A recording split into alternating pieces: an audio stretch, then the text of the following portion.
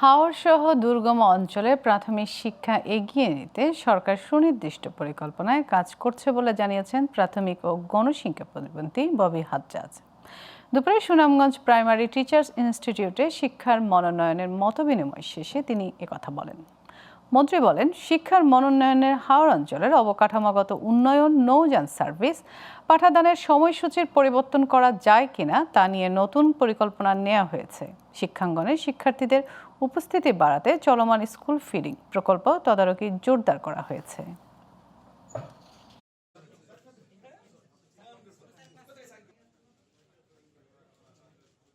হাওর অঞ্চল বা হাওর জাতীয় মানে ক্লাইমেটিক বা এরকম ইনক্লিমেন্ট ক্লাইমেট রিলেটেড যে এলাকাগুলো আছে সেগুলোর জন্য আমরা স্পেসিফিক সেপারেট প্ল্যানের ব্যবস্থা করতে কাজ করছি। যখন আমরা প্রকল্পটা শুরু করি স্কুল ফিডিং, তখন অনেক জায়গায় অনেক ভুল ত্রুটি ধরা পড়ছিল এবং ভুল ত্রুটি কিছু করা প্র্যাকটিসেসও ছিল, যার জন্য আমরা নিয়মগুলো আরও অনেক শক্ত করেছি। এর মাধ্যমে যেটা আমরা দেখেছি যে যেই জায়গাগুলোতে এই নিয়মগুলো মেনে চলা হচ্ছে সেই জায়গাগুলোতে অলমোস্ট জিরো ত্রুটিতে আমরা চলে এসেছি।